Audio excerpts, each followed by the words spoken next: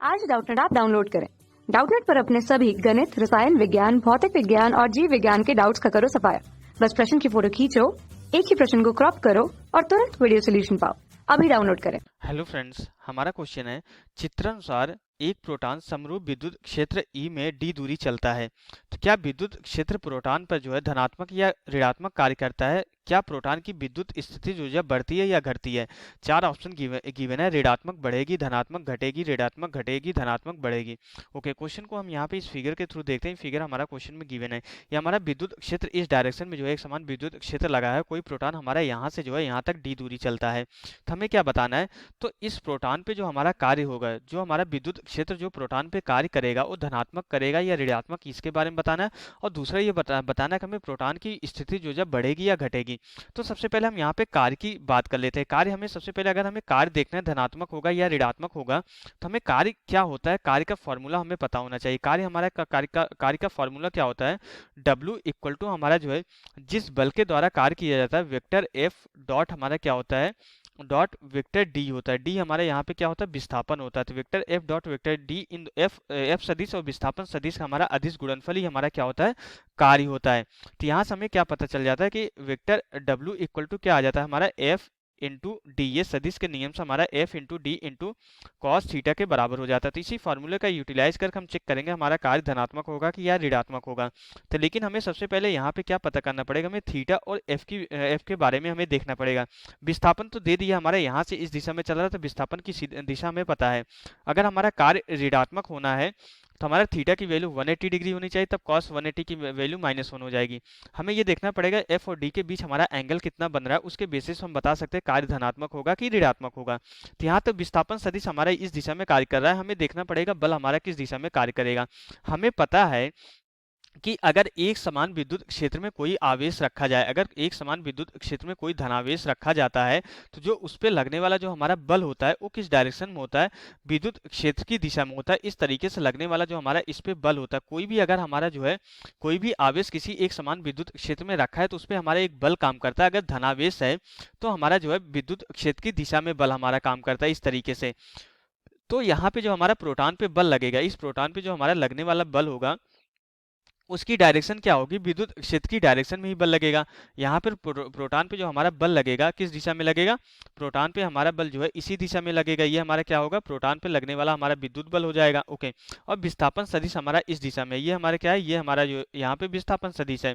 तो दोनों एक दूसरे के विपरीत दिशा में है, तो मीन्स यहाँ पे हमारा क्या हो जाएगा, दोनों के बीच जो एंगल हमारा एफ और डी के बीच जो हमारा कोण बनेगा वो 180 डिग्री बनेगा, क्योंकि विस्थापन सदिश हमारे यहाँ से इस डायरेक्शन में है और बल हमारा इस दिशा में है।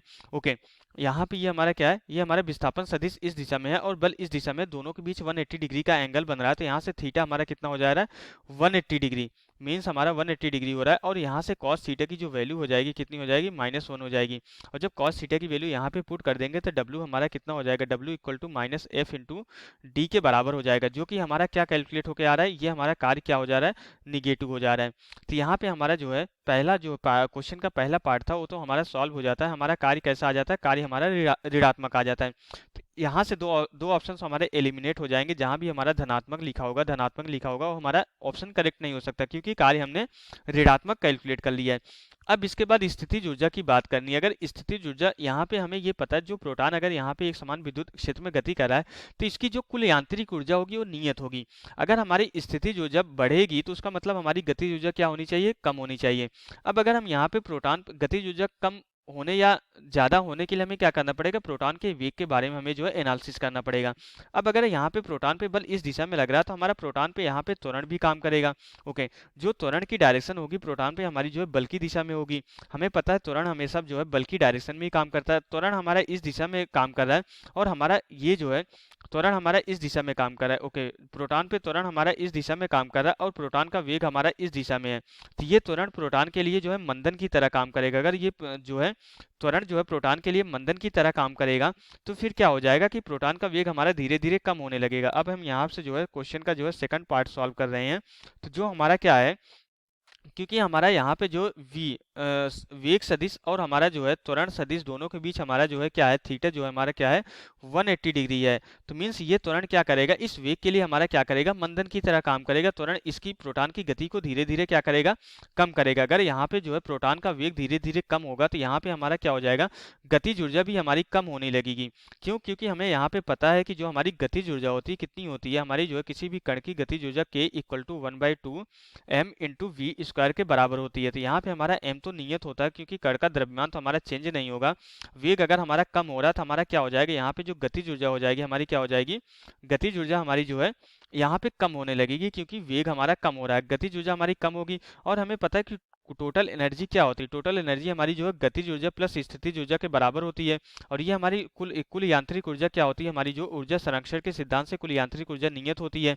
अगर हमारा जो है गतिज ऊर्जा कम हो रही थी, इस संबंध से हमारा क्या है, टोटल ऊर्जा नियत है, तो हमारी गतिज ऊर्जा कम हो रही थी, हमारी क्या हो जाएगी, अगर गतिज ऊर्जा कम हो रही तो हमारी स्थितिज ऊर्जा क्या होनी चाहिए, बढ़नी चाहिए। तो यहाँ से हमें क्या पता चल जाता है कि हमारी जो प्रोटॉन की स्थितिज ऊर्जा होगी वो बढ़ेगी। तो यहाँ पे हमारा जो है, क्योंकि हमारा जो है उसका वेग धीरे धीरे कम हो रहा है, तो गतिज ऊर्जा कम हो रही तो हमारी स्थितिज ऊर्जा क्या हो जाएगी, बढ़ेगी। हमारा कार्य ऋणात्मक आ गया और स्थितिज ऊर्जा हमारी क्या हो गई, बढ़ेगी। अब अगर हम यहाँ पे चारों ऑप्शन चेक करें, जो फर्स्ट ऑप्शन हमारा आंसर से मैच कर रहा है, इसमें घटेगी स्थितिज ऊर्जा बोला, इसलिए ये इनकरेक्ट हो जाएगा। फर्स्ट ऑप्शन हमारा राइट ऑप्शन हो जाएगा। तो यहाँ से हमारा क्वेश्चन कंप्लीट हो जाता है। Okay, thank you. कक्षा 6 से 12वीं से लेकर नीट, IIT, JEE वो एडवांस के लेवल तक 1 करोड़ से ज्यादा छात्रों का भरोसा। आज ही डाउनलोड करें डाउटनेट ऐप या व्हाट्सएप करें अपने सारे डाउट्स 8400 400 400 पर।